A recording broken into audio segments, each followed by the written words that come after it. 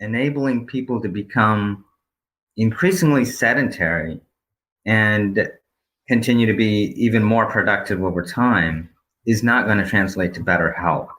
So we have to differentiate between chronic disease management on the one hand and improving our health and well-being and ultimately our happiness on the other hand.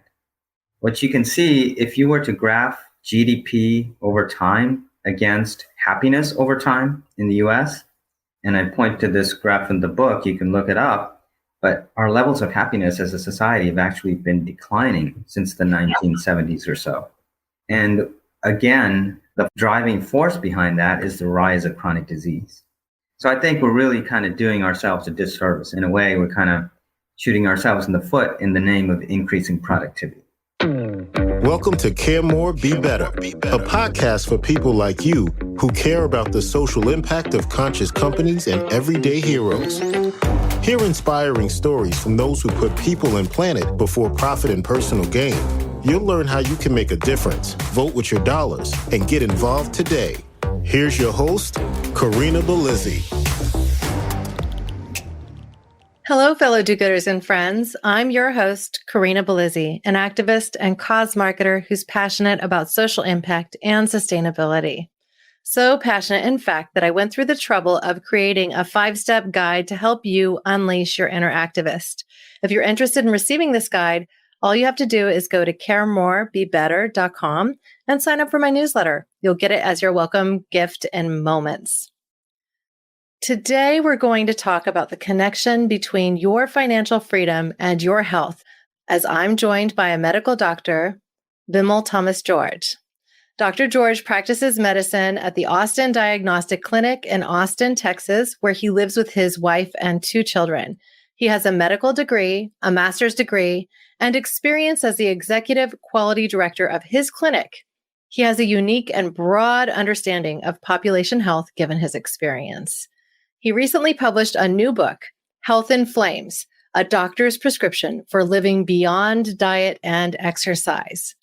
We'll hear from him how there's a better way to live a happier, healthier, wealthier, and more engaged and simply better life. But I'll let him tell you all about that. Dr. Vimal George, welcome to the show.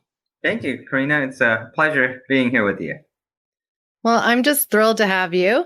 And I've spent a bit of time with your book thus far. I believe I've made it to chapter 11. I'm going to pull that up here. It looks like the title of that chapter is An Alternative Universe Revisited, Reimagining Life for Society. I'd been working to get through it before we had this call, but sometimes you run a little behind schedule. You got pretty good way through it. That's pretty good. Yeah, it's pretty incredible. So as we get started and we talk about this work, having spent a fair amount of time with your book, I have to say that I'm curious. What led you, a medical doctor with a thriving practice and a fair amount of administrative responsibility, to write a book about achieving better health through financial freedom? You kind of nailed it. It's exactly that. A medical doctor and had some administrative responsibilities. And as the quality director at our clinic, I kind of saw from my vantage point what a lot of folks in the medical field are increasingly seeing, which is that chronic disease in America in particular, but even elsewhere, is increasing in much of the developed world over time. And it's not just chronic disease, but along with that comes higher healthcare costs year over year. And so today we're spending $3.8 trillion per year on our medical expenses as a country. And yet the rates of obesity, the rates of chronic disease are only increasing year after year. And so what that suggests is that we're just not containing the problem. For that reason, I've kind of wanted to approach this from a different perspective and kind of address what might be keeping people from following through on those fundamental pillars of healthy living that prevents chronic disease. And so what we know is that 80 to 90% of these chronic diseases are actually preventable, and largely through a healthy diet and exercise and good sleep and managing stress. And yet what we're finding is that instead of preventing these chronic diseases, we're only just kind of managing it with increasingly sophisticated medications and technological solutions that are really not addressing the root cause. So, in your opinion, what is that root cause? So the root cause, which I talk about in the book, at some level is very obvious, right? So at a superficial level, we all know that contrary to our forefathers who lived during the pre-industrial times, we're just not nearly as active, and we're actually consuming a lot of processed foods. That wasn't necessarily the case in certainly pre-industrial times. And over time, this is becoming an increasingly difficult thing for people to follow through on. And so what I come to the conclusion of in the book is that this really has to do with the intersection of two things. One is that just the fact that by human nature, we tend to mistake pleasure for happiness.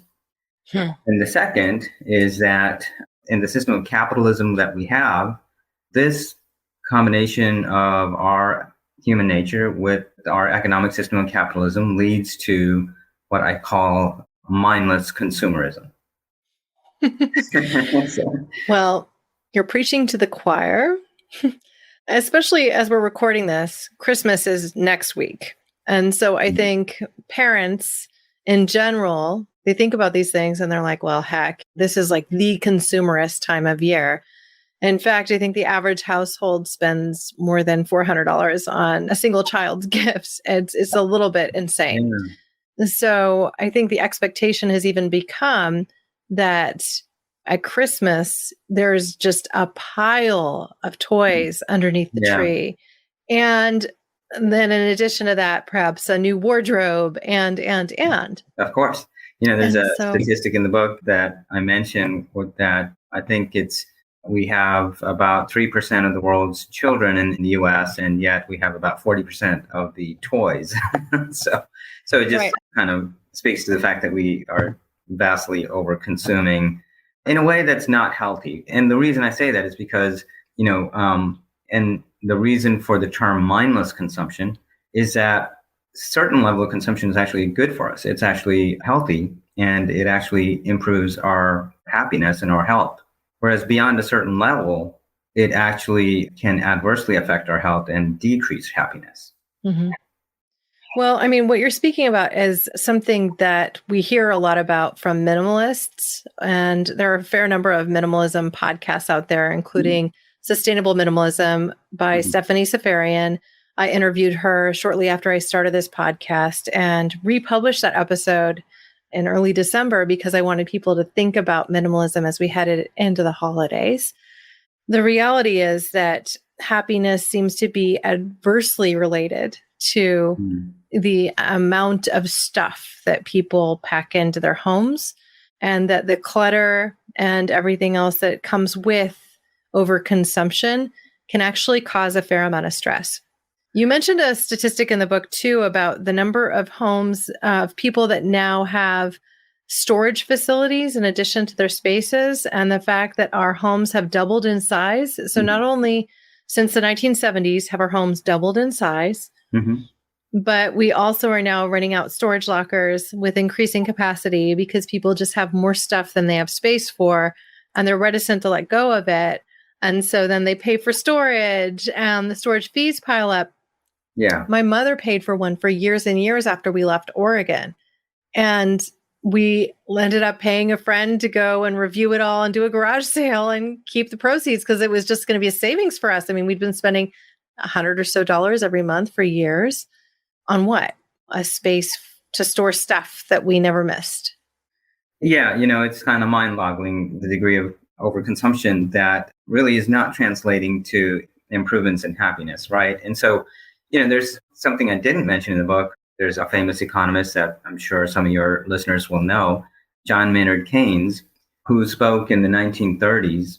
And he predicted that in our time, which is about 100 years from when he spoke this, that largely people would be financially independent, meaning that they would have to work. And his prediction was that most people would work about 10 to 15 hours per week.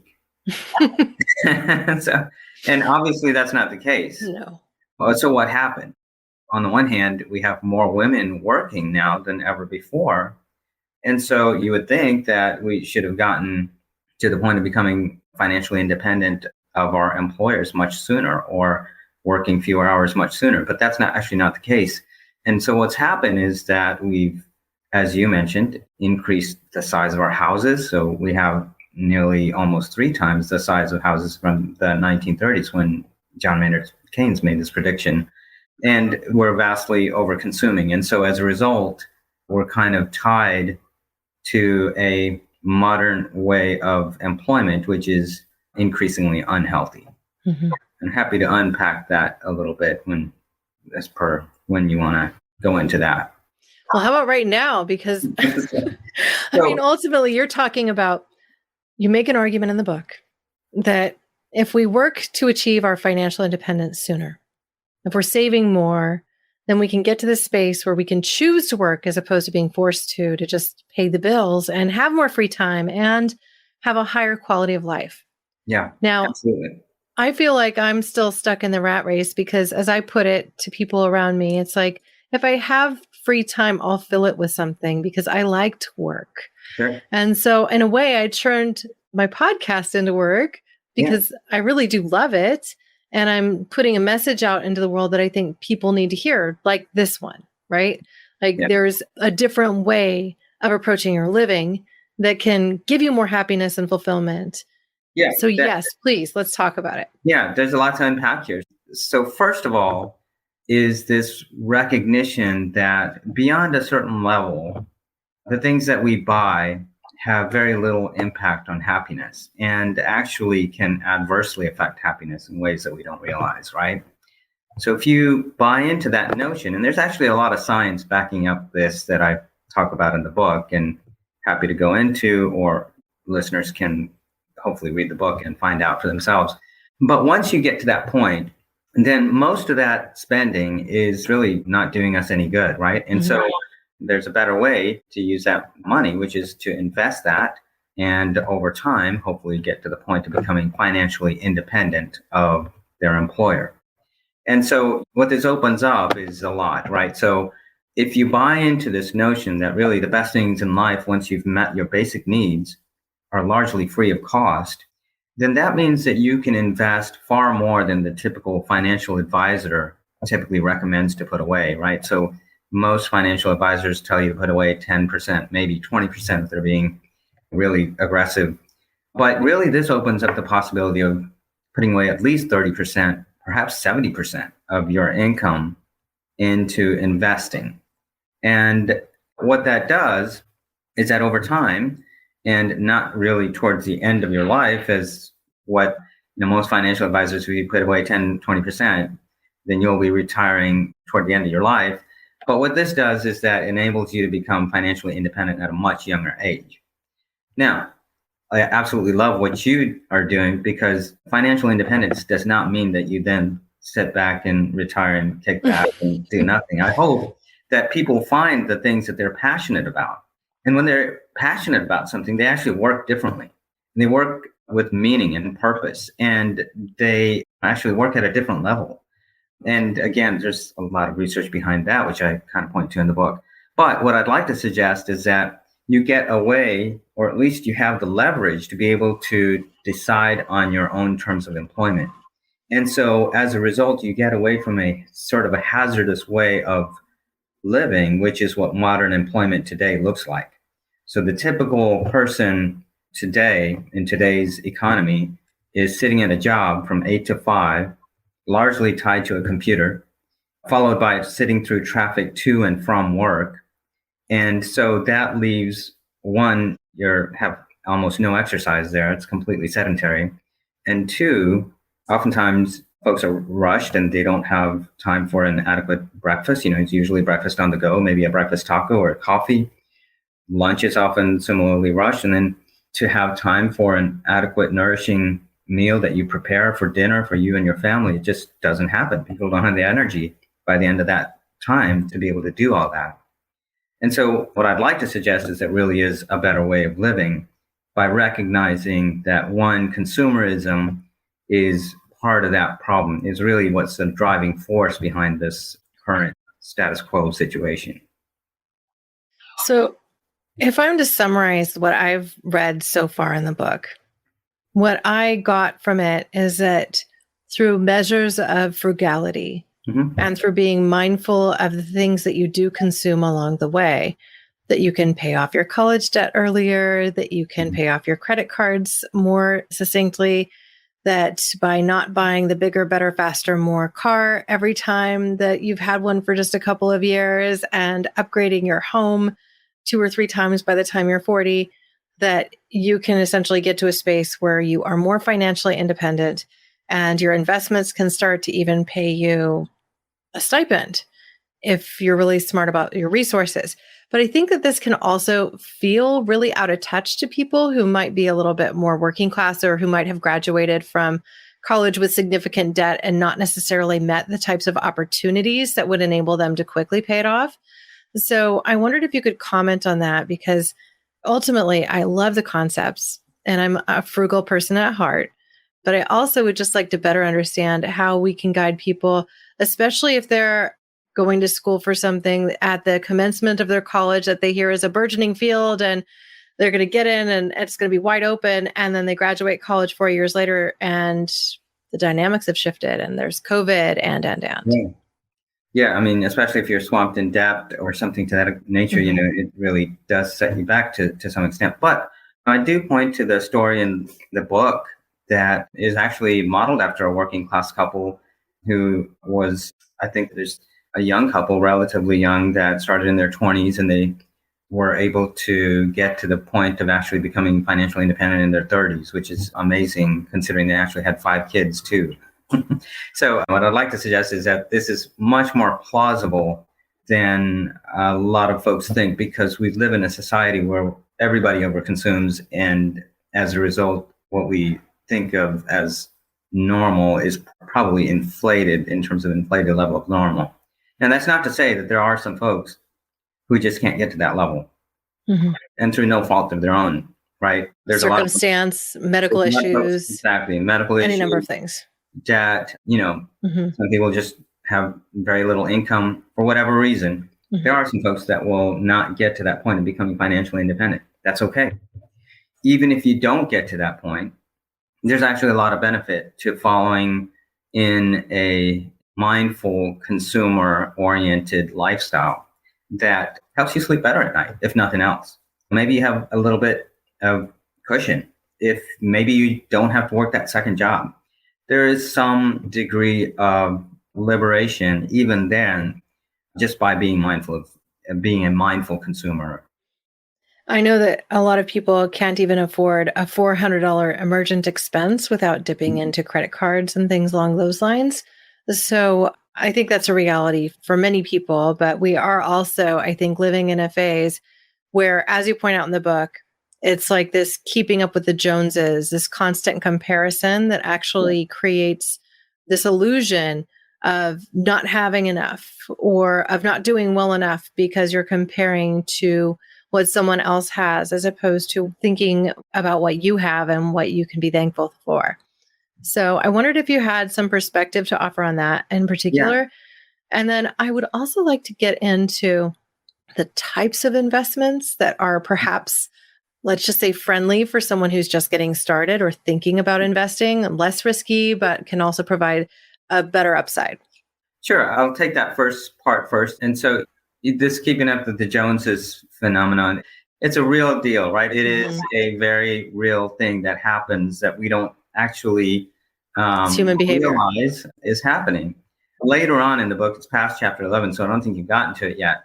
But I tell the story of how when I was growing up in the villages of India, where I come from, actually in the entire village, no one had any utensils. So we come to think of utensils as being essential, right? Well, you referenced earlier in the book, then chapter 11 at least, the fact that we think about these things as essential, but that in the Depression era, it wasn't that way. Like they weren't considered essential items. Like you might not have them.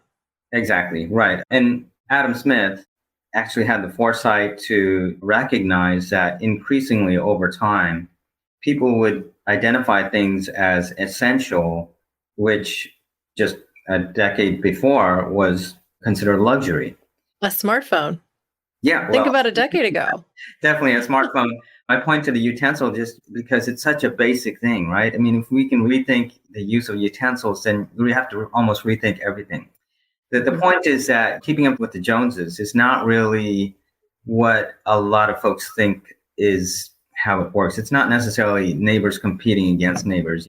Most folks, when their neighbor gets a nice car, they're relatively happy for them. They're not necessarily actively competing against them. But your social circumstances, your social cues, the people that you live around and are around, you almost kind of unknowingly get to a set of level of consumer-oriented purchases that you think are essential, that you think you might not be able to live without, when in fact you really can rethink a lot of that. Now, all this is not to say that I think everybody should be living like a monk, okay? So I don't think that that's a bad lifestyle for a lot of folks. It's probably better than the situation they find themselves in now. But I'd like to suggest is that you can get to the point of becoming financially independent. And that then opens up a lot of possibilities and opportunities, like what Corinna is doing. I mean, the sort of things that you want to be able to spend more of your time doing. And it opens up a lot of things that you can't do now. Mm-hmm. All right. So let's say, and maybe I'm asking for personal financial advice now.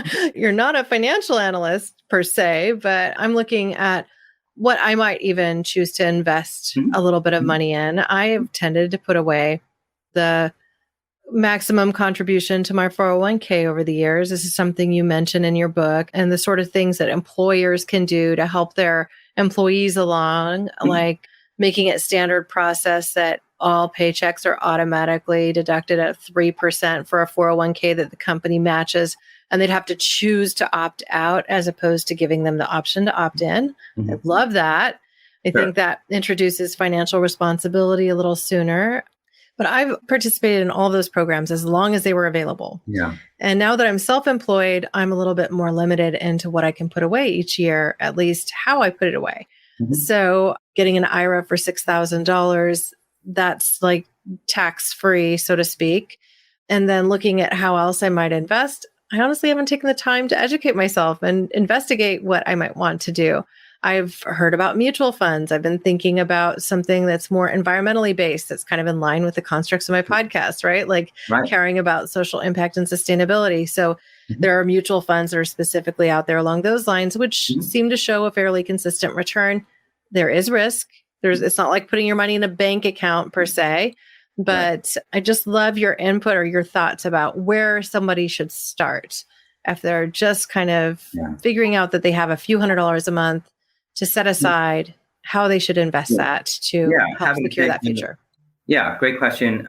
What I'd like to suggest is that if you've already adopted this mentality that once you've met your basic needs, that the best things in life are then largely free of cost, that's almost 70% of it there, okay? Because once you've adopted that sort of mentality, you're going to be able to put away much more into an investment than what your typical financial advisor would recommend, right?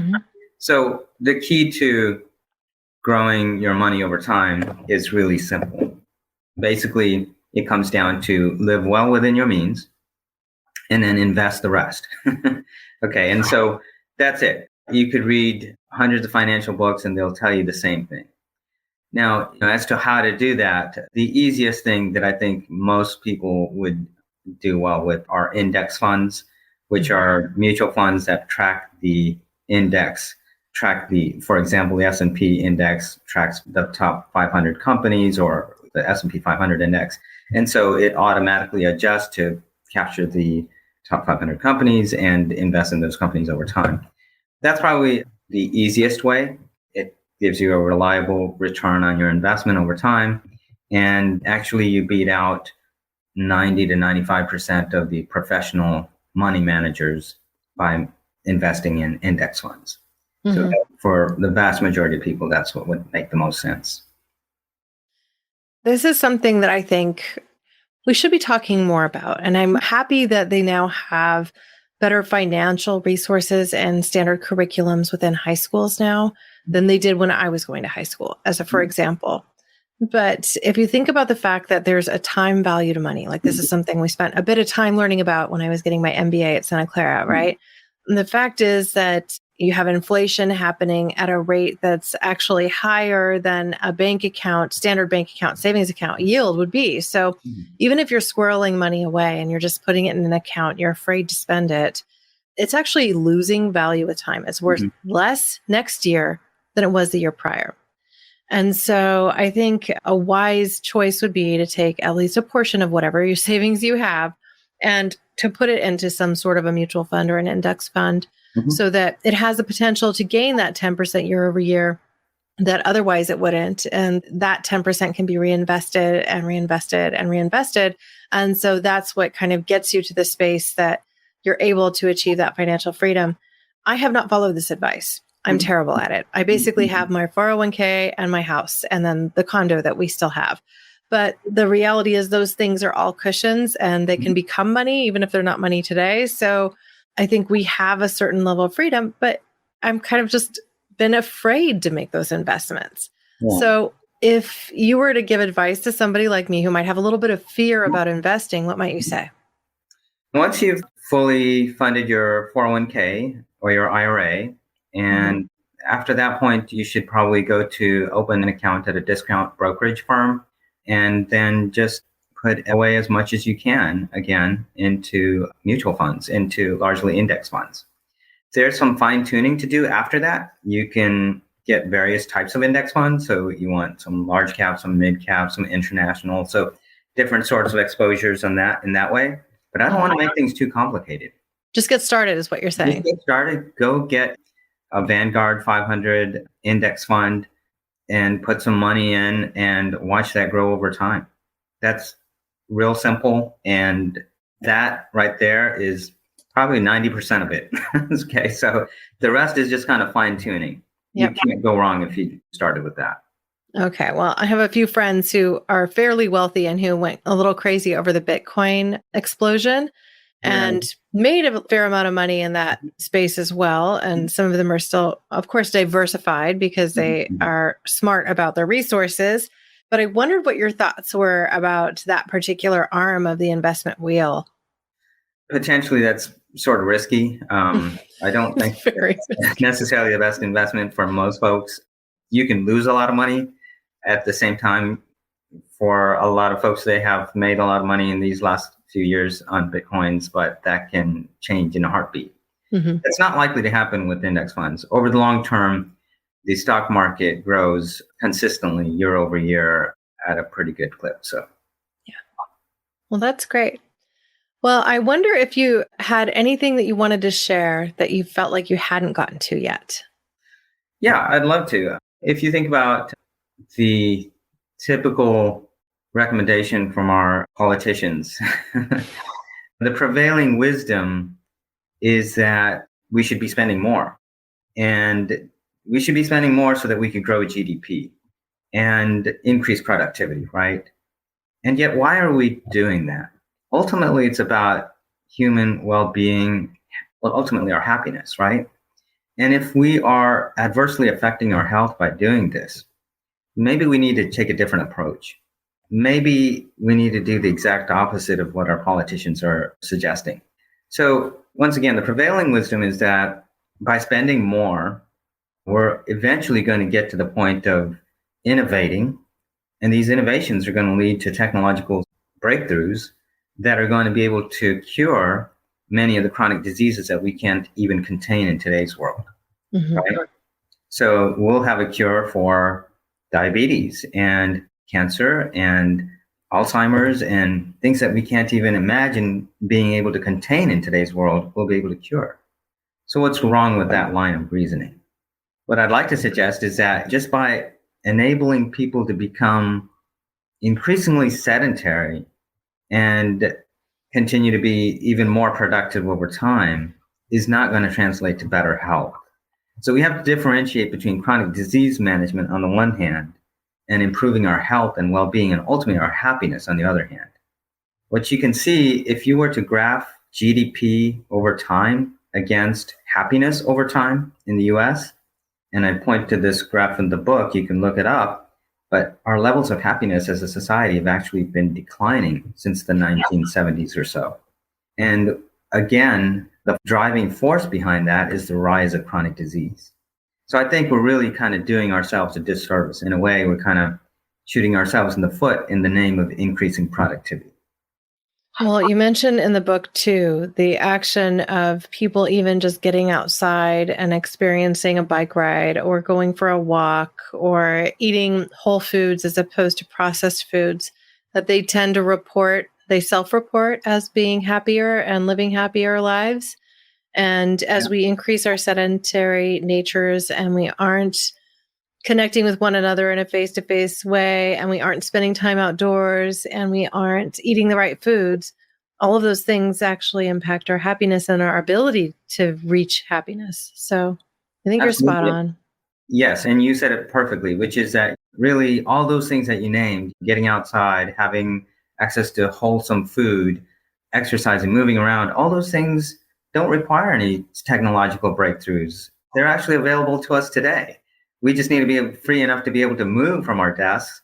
We just need to be able to have enough time for our day so that we can prepare an adequate and nourishing meal. And so I'd like to suggest that for most folks, there's a much better way of living if we can wrap our heads around this concept that maybe this increasing productivity, this chasing after the latest and greatest is not so good for us. So I'm reminded of an interview I conducted a little bit ago with Mo Gaudat, who wrote Solve for Happy, and also who just recently wrote the book Scary Smart, and talked about our responsibility as it relates to artificial intelligence and the future it can help us create. So one of the things that came through in that discussion was this need to slow down, and that seemed to be a critical component of actually solving for happiness.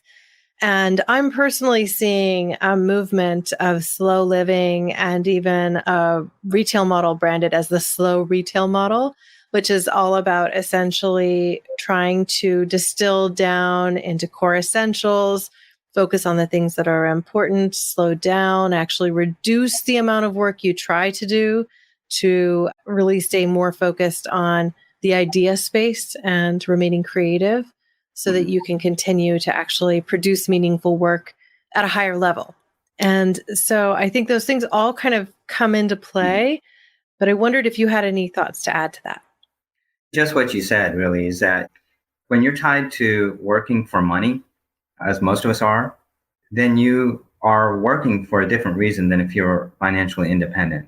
The person who's financially independent, they work because they're passionate about the product or service that they are producing.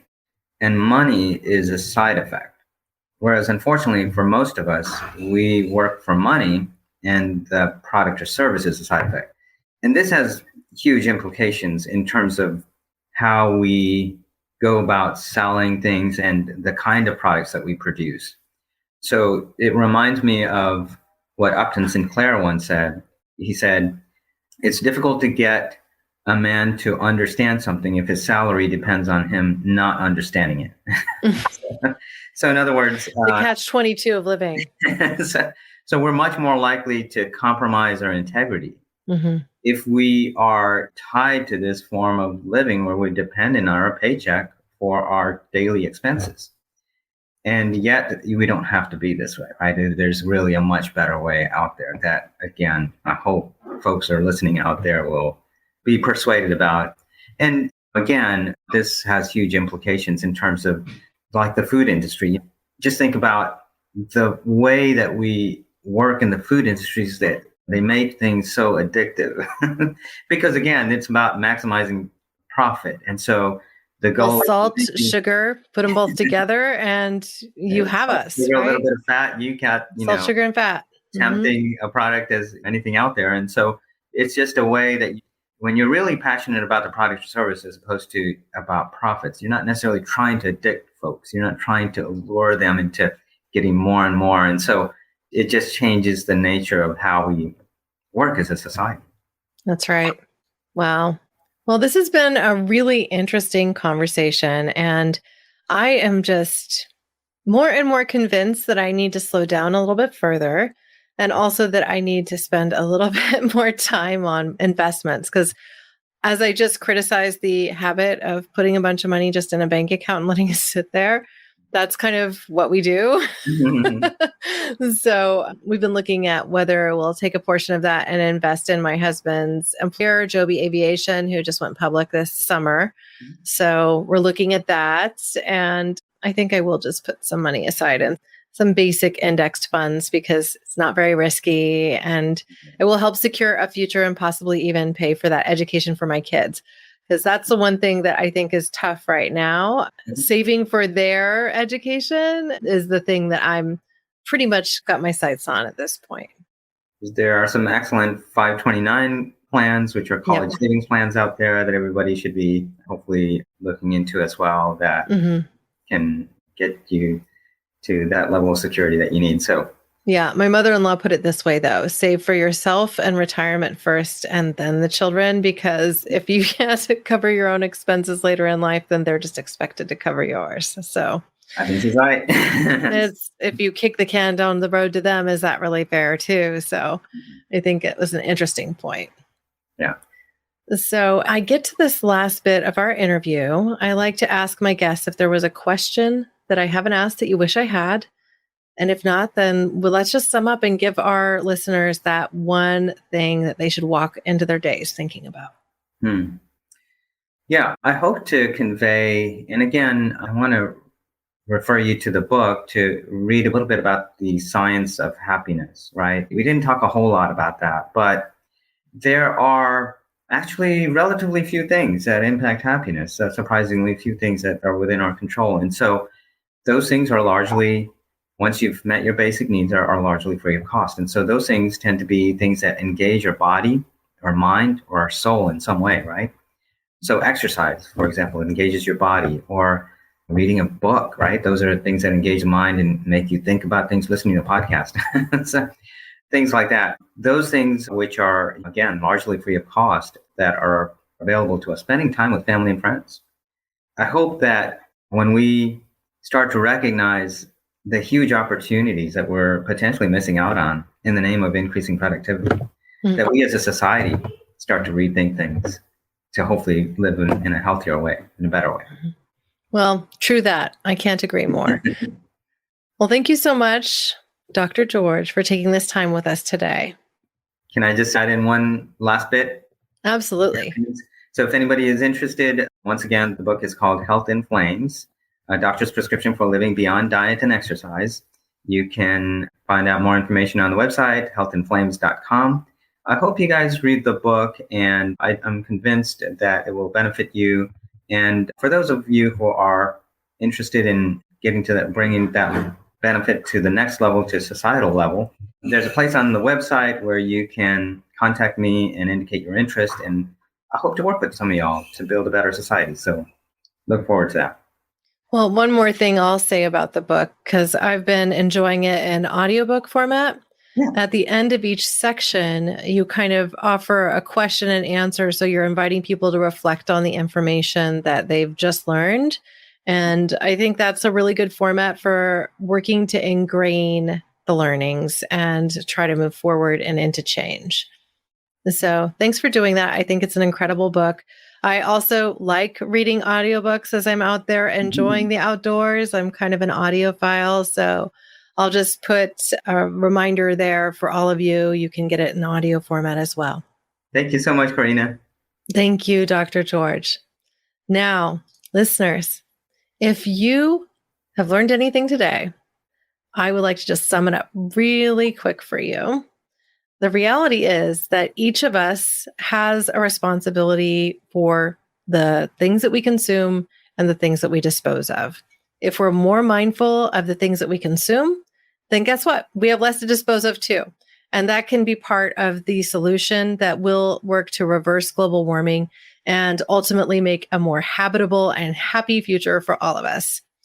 So I would invite all of you to go ahead and pick up a copy of his book. It's really a great read. It's awesome as an audiobook too. And one of the things I sometimes do to save time is speed it up to 1.5 times. I think that's part of how I got through almost the end of chapter 11. before today's interview, having only met Dr. George about a week and a half ago, and while doing this podcast and working and raising 2 boys. So there are ways to fit these things in, and I just think it's an exceptional way to take care of it. Now, you understand that living a little bit more frugally, just by doing that, you can be happier, you can be healthier, you can live with greater purpose, you can have a little bit more security, you can understand that you've got more money building in the background as you continue on your day. This is one of the many ways that we will work to rebuild. Now, this particular topic and episode is something that I think everyone would benefit from. So I have a special ask for you today. When you're with your friends and family, tell them about Dr. George's work. Subscribe them to this podcast. You could even load the episode up on their phone and get them to listen to it. This isn't a Mount Everest ask. It's a practical one. Too often we intend to do something, to get something done, and we forget. It fades into the background of the shoulds as we go on with our busy lives. And so really, I think that would be a fantastic way for you to pay it forward. Okay, I'm stepping off my soapbox now. But seriously, you are what makes all of this work with this podcast worth it every single day. I'd really love to hear from you. If you enjoyed this particular episode, if you read Dr. Vimal George's work, if you have questions for him, I'd be happy to put you in touch as well. Reach out. You can even leave me a voicemail on caremorebebetter.com or just send me an email to hello@caremorebebetter.com. Thank you, listeners, now and always, for being a part of this pod and this community, because together we really can do so much more. We can care more and we can be better. We can even regenerate Earth. Thank you. Thanks for listening to Care More, Be Better, a podcast for social good. To make sure you never miss an episode, subscribe, rate, and review wherever you listen to podcasts, and share with your friends to help us reach more people and spread more social good.